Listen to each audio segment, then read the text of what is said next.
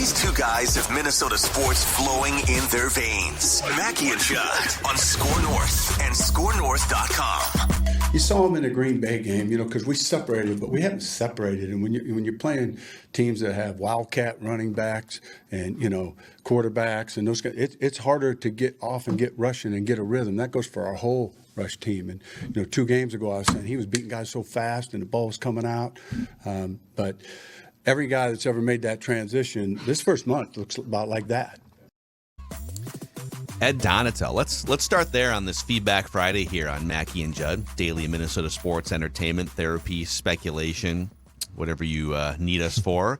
So I initially saw that quote from our guy Kevin Seifert at ESPN.com, and he added some context saying that Danielle Hunter has 1 sack and a 5.6% pressure rate, which is tied for 102nd in the NFL. And then Ed Donatel said, hey, everyone who's ever made the transition to a 3-4, the first month looks a lot like that. There's getting used to this role. It's very, very normal, is what he continued to say. Okay. So we'll get to your feedback here, which you can always send us messages all week long on the SKOR North app. There's a feedback tab. We collect as many as we can, and we run through them on Mackie and Judd and Purple Daily. We appreciate the interaction. But let's start with this. I mean, what do you make of Ed Donatel basically saying, hey, I know Danielle Hunter's off to a weird start, but this is totally normal for this system transition? Give me a break. Okay, first of all, Danielle Hunter in training camp talked about the fact that he has stood up before and played. So this is not new. The scheme is new. I get that. But here's what I'm curious about. So I covered Donatel in 2003 and 4 with the Packers before he was a disciple of Vic Fangio, and when he was running a 4-3 defense. And in fact, he was actually fired after Fred Mitchell caught the 26-yard pass to lift the eventually Eagles over the Packers in that playoff game, okay? This is Fangio's baby, though. And Fangio, when you already say Fangio, I feel like I have to hit the football. Fangio. Yeah, Vic Fangio is unemployed right now.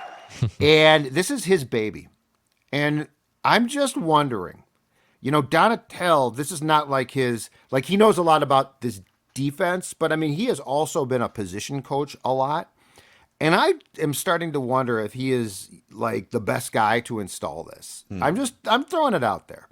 There are some people already broaching, is Danielle Hunter cooked? And here's why I think that's not true.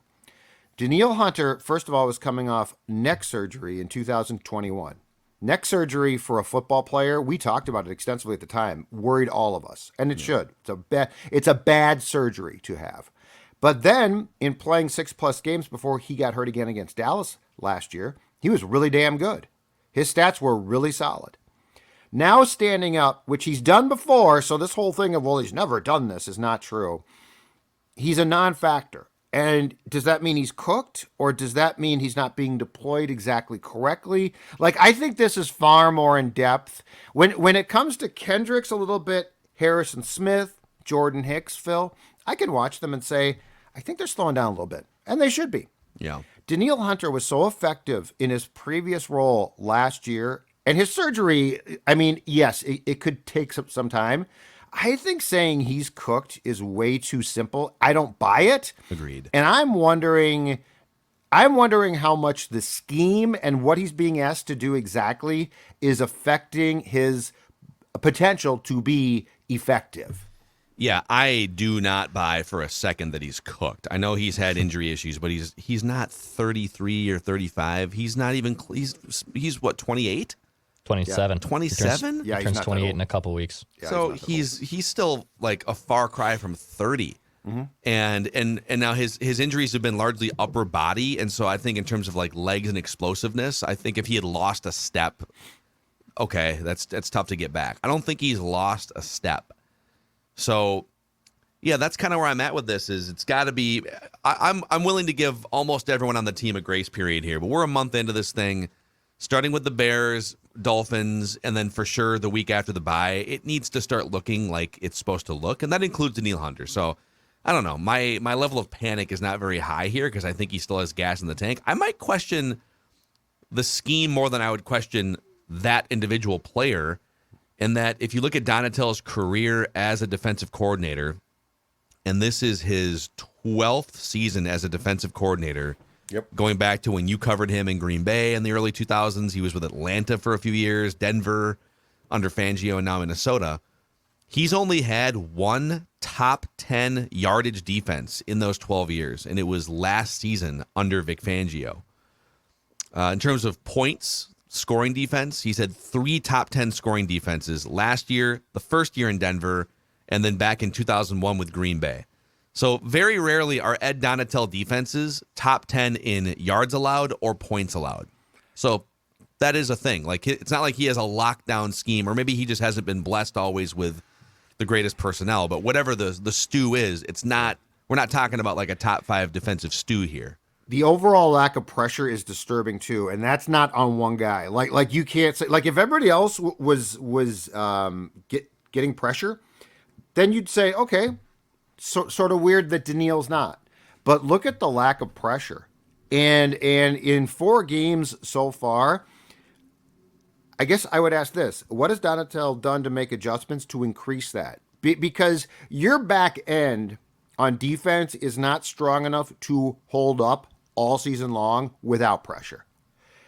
And, you know, the stat that just jumped off the page to me about Hunter was this.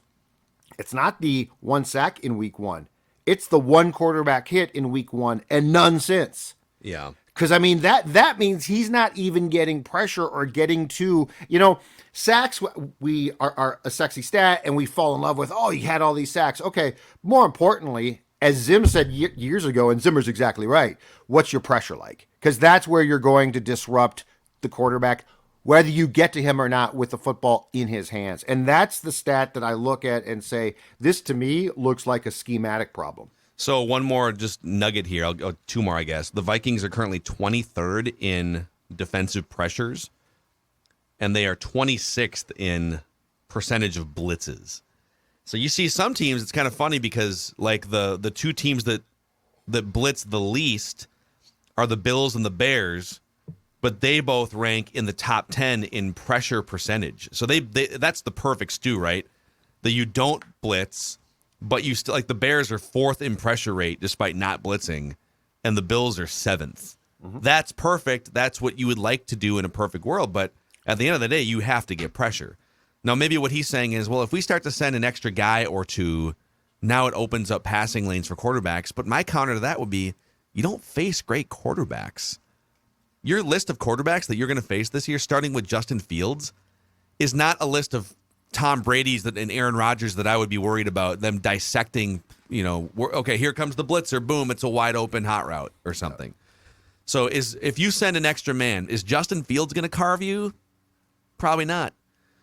Is Teddy going to carve you? I mean, he's savvier and he's a good backup. I don't think he's going to carve you. You know, Kyler Murray, you got to be a little bit careful, but you also want to make him uncomfortable. But the list of quarterbacks they face, I wouldn't be afraid to send an extra guy or 2 for the sake of making them uncomfortable. They're not going to sit back there and handle it like, you know, veteran Pro Bowl Hall of Fame quarterback. Andy Dalton was allowed to stand back there. He's he's 78 years old, and he was allowed to stand back there and basically make decisions all day long. That is not the answer. No. I think, too, the last thing on it is, you know, in hockey sometimes, I'll make a comparison, you can be not filling up a box score and not be noticeable to your eye test, but you're not a detriment to your team. Like you're doing things that are not noticeable on the box score, but you can still be a positive impact on your team. And just because you're not noticeable, that doesn't mean you're a negative player. And I also wonder with Danielle, if the attention from the offensive line is let's stop Danielle Hunter, and then if we let Zadarius Smith get all the sacks, that's okay, because Zadarius Smith has been the one who's been getting sacks and has been the more noticeable player than Danielle. So how much is it also them trying to take away Danielle Hunter and say, can the Vikings defense then try to beat us? And I think that's also part of this stew as well. Yeah, I think, but like even that, like the Vikings, you know, they're not getting a quarterback enough. They're not getting home really. They have 9 sacks in 4 games. That it's like 17th in the league or something. You know, the Eagles, the Cowboys, the Niners all have 15, 16 Buccaneers. So they gotta find a way. And I agree. Like if a team wants to take out Danielle Hunter and it opens up lanes for other people to get to the quarterback, that's awesome. But that's not really happening either to this point. So All right, Ryan McGinnis says via the SKOR North app, these last 2 close wins have come down to lady luck being on our side, and I see at least another 10 games on the schedule that could easily all be coin flips. I don't mean to sell the team short by taking advantage of good luck. They ran with it and made clutch plays off it, but assuming we split the 10 games 50-50, at this point we assume we're going to lose to the Bills, Dolphins, Packers. I wouldn't assume a loss to the Dolphins. But if that happens, it puts us back at 8-9. We can't play another 10 one-score games and assume more often than not the pendulum is going to swing in our favor to a 10 or 12 win season. The way the Vikings are playing is not sustainable. What are your thoughts? My thoughts are this. First of all, you played 4 games that, again, for the entire league, in my opinion, are basically exhibition games. So, like, they're rough, they're rugged, they're ugly, they're not fun to watch. But you're 3-1. I agree with that point completely, but this goes back to a conversation that is the absolute truth. The Vikings in November aren't, or certainly should not be, this team. So my thoughts are, am I going to now extrapolate these four games as this team? In other words, am I going to say the team that we have seen for 4 games, right, is the team that we will see in November, December? If that's the case, they're in trouble. Mm-hmm. But I don't buy it. I think that, and you know, the thing about it was with Zim, we sort of knew his teams. Like, the blueprint was there. So if it started good, it was going to be good. If it started bad, it was most likely going to stay okay to bad. This is the unknown. So and again, I would challenge you. How many teams do you guys think right now that you have watched in this league in 2022 are just that team? Like, there's no room for growth. There's no room for change. There's just that team. I think it's a very small number. Well, I think the Eagles are probably playing like close to the level that they're peak capable of playing at. I wouldn't be shocked if they actually went through a downturn at some point. Agree. But yeah, most teams look like they're figuring it out. Look at the Rams right now, the Buccaneers. Some of that's injuries. The Packers got smoked in the first week, and they're still trying to figure it out offensively too. Like, almost every team is trying to figure it out. The Bills look pretty good. The Rams don't look great. Yeah. Yep. DT via the YouTube comment section. Not sure I'm following Phil's take clearly on drafting a new quarterback and saying it won't be a bust if they make the playoffs. Teddy, Tavares, Ponder, Mond are all busts. You need to draft a quarterback with an elite skill set. So I've made this point before over the last few years. We did an episode earlier this week where we kind of looked ahead, like life after Kirk. You know, what could it look like at some point? And I say people get so scared about, well, what if you draft a Tavares? What if you draft a Ponder? And my answer is, yeah, I mean, well, like, those guys were busts, but the Vikings still made the playoffs with those guys because they're cheap. And you can build a great roster around a cheap quarterback. It's harder to build a great roster around the quarterback who's taking up the 3rd highest cap hit in the NFL. So, you know, you might wind up with a worse quarterback, but a better team, even if that quarterback is a borderline bust. I mean, hell, the Bears are 2-2 right now with the worst quarterback in the NFL. Yeah. There's, you know, now they stripped down their roster. They don't have a good roster, so I'm just saying. And so my counter to this is always, what if in that season where the Vikings went 10-6 and Tavares was largely the starting quarterback in 2008, or it was like half the season. They had Gus Frerotte in there too. But they went 8-8 the year before with T-Jack. Or they went 10-6 with Christian Ponder, with good rosters. What if those guys weren't busts?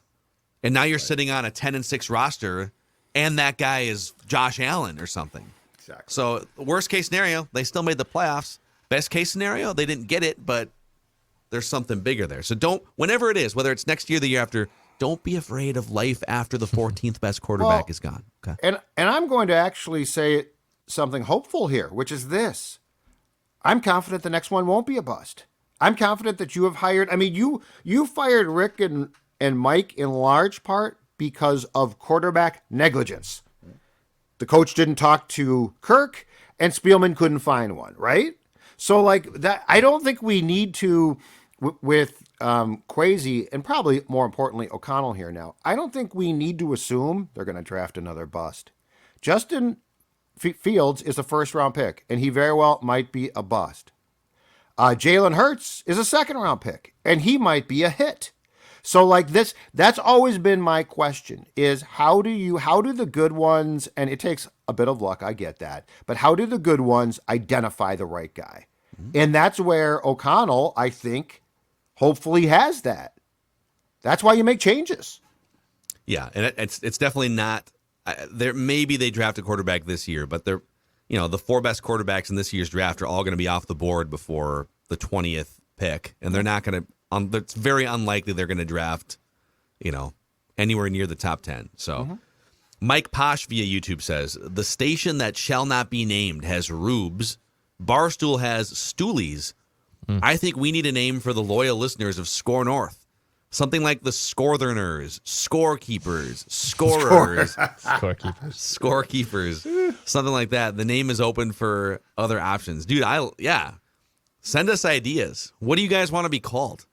The loyal audience of SKOR North, Mackie and Judd, Purple Daily, Judd's Hockey Show, Flagrant Howls. What do you guys want to be called? Send us some ideas. We can make this a thing. I kind of like Scorekeepers. I like that. Do you? But it almost sounds like a... It sounds like old people, though, because old people like me keep score of baseball games, I guess is the first thought that comes to my mind. I like to keep score. The Scortherners, that's pretty good, too. I like that. Oh, send us some ideas.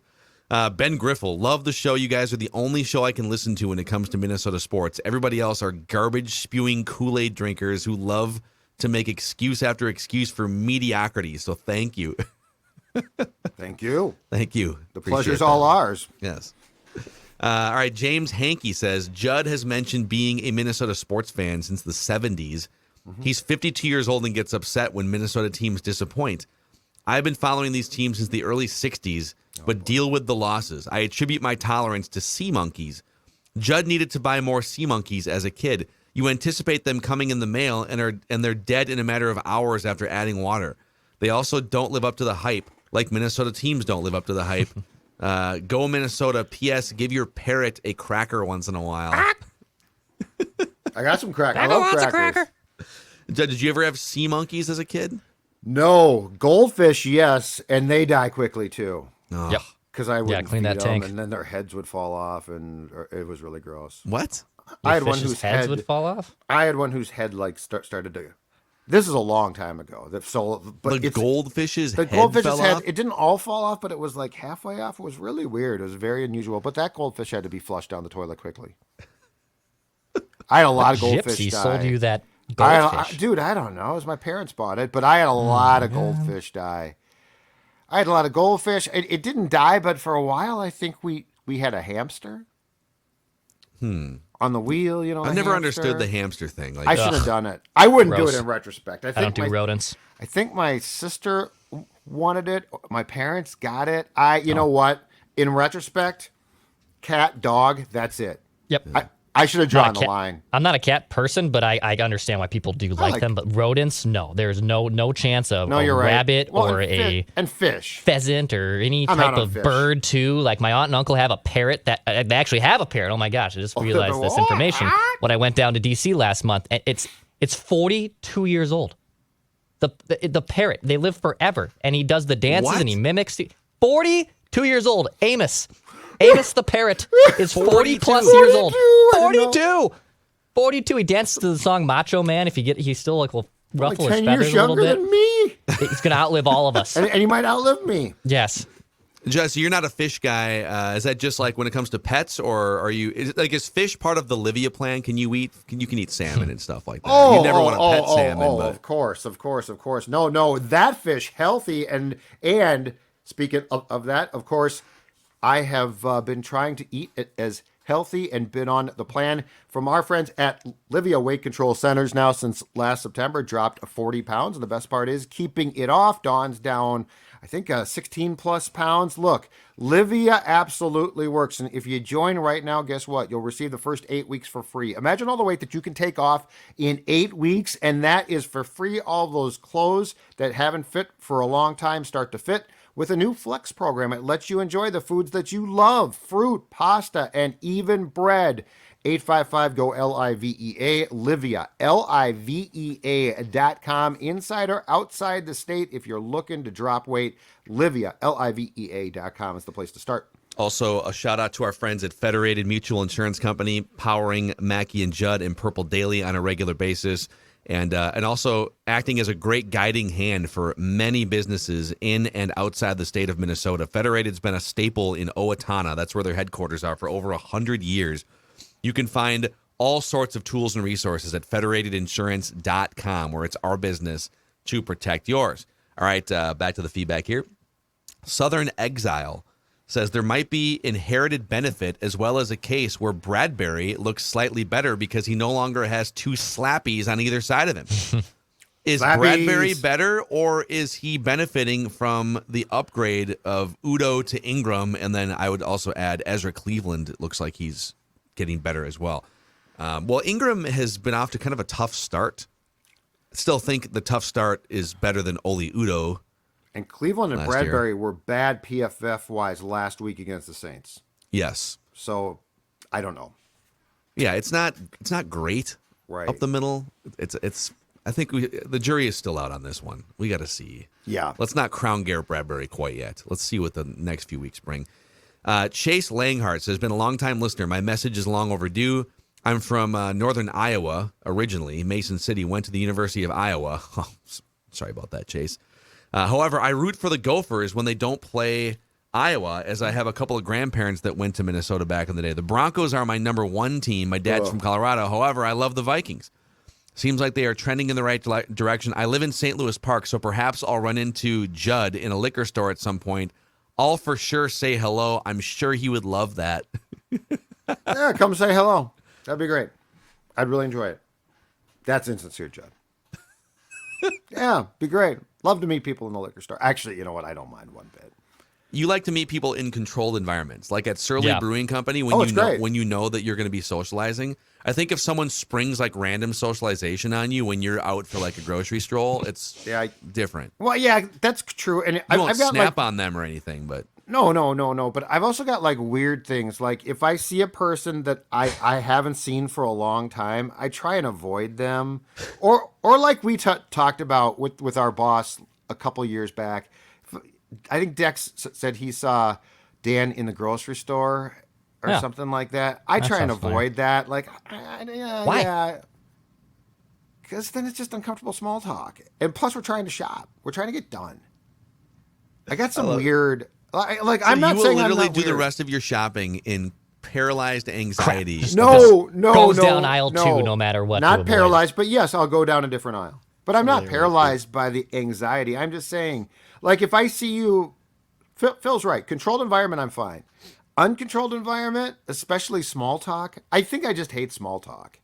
I think you need to come up with some things that you can use in small talk situations. You know, Like what? put it back on them. Okay. Like what? If you Okay. put it back on Go them, ahead. then you don't have to answer like dumb small talk questions. I think you hate when people ask too, like, "What do you do for a living?" or "Give me a Oh sports God, take" I or hate something. that. I just lie now. So yeah, it's way easier. I hate that. There's nothing worse than getting a haircut and the barber starts in with that. How's your day going? Day off? Because, you know, if you go in for one at 2:00, day off today? What do you do? Is there an option on Uber and Lyft Cut my for you to hair. check a box Took that the word says out of my mouth. "Don't talk"? Like, just play the radio, dude. I think Uber has that. I did a little bit of Lyft driving when I was between jobs like 4 or 5 years ago. And I knew within the first 30 seconds if that, like, I would greet them obviously and say, "Hi, how are you?" And in that interaction alone, I would be able to tell, does this person want to talk or not want to talk? Nice. I would be, and then that's just me reading the room. But the problem is 90% of those Lyft and Uber drivers don't have my brain Dude. to read the damn room. Dude, we had, this weekend we were down in Arizona, literally like moving my dad into a place where he can have more help and stuff. And it was it was a pretty heavy weekend. And we were relieved because he's going to have help around him and stuff. My wife and I hop in an Uber to go to the airport. It's like a 40-minute ride to the airport in Phoenix from where he lives. And we just we sat in the Uber, just kind of, all right.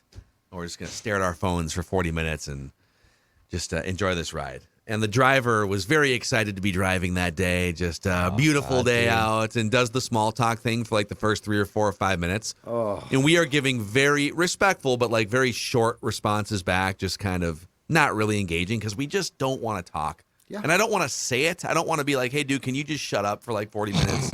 I just want to sit here and stare at Twitter while I collect my thoughts. So after like 10 or 15 minutes of him continuing to like drive conversation, he finally stopped for like 5 minutes. And now it's been silent for 5 minutes. And he must have got uncomfortable with the silence. So then he fires up conversation again. Oh, no.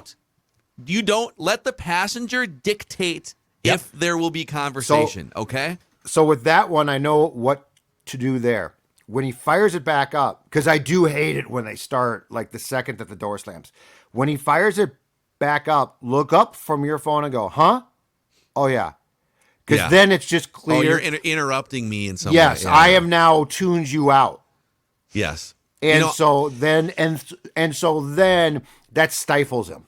I have started now. I've gone back to taking actual cabs from the airport as much as possible now because not that Uber drivers and Lyft drivers aren't professional, but sometimes you just get like, it's like a random person. It's like Declan or whatever giving you a ride, and they don't like the cab drivers who actually still drive cab. Sometimes it's less money. They're kind of pros. Like they're not really there to chit chat. Sometimes people who are driving Uber and Lyft, it's like kind of a hobby, and they just want to get out and socialize and drive people. It's like, dude, the key to life is this: a radio in the cab that is sending out calls. So like 162 to this and that, because then they're tuned into that. What you want? I got a 429er. Yep. The last thing that you want is somebody who is just a driver. You want a professional who has a garage that is calling out, because then they have to pay attention. Yeah. One last observation on this is we have the one place this has to stop. Like you guys said, barbershop, Uber, and Lyft. Every hygienist and dental person, please stop trying to have conversations with me. And you're poking a shiv into my tooth and gum. Please, I don't want to talk to you. I hate being in the dentist. And I understand it's like you're working in people's mouths. You're seeing probably gross things every single day. But please, I can't really have a good conversation with you while you're doing this in my mouth. And then they give you like 5 seconds before they put the air gun and the water gun back in your mouth to answer their question. And now you're rushing your answer because you know that they're hovering over you with the water gun. You guys. I've got this problem, okay? And here's where you're screwed. They've got you. They don't want you to really respond. They've just got you with all of that gear in your mouth, and you are looking down the barrel of a talking gun, and there's nothing you can do about it. I have this now. My hygienist is very nice, and she is my primary person. Okay, so I'm nice as possible because I'm going back, and she does a good job. Yeah. But she's got me. There's nothing I can do. Like, I know what you're saying, Dex, but there's nothing I can do. And they want that equipment in your mouth so you can't respond. Dude, it's a tough slot. I'd love to know, is there like a course that you take as a hygienist about how to create small talk? By the way, too, it happens at so I love Trader Joe's.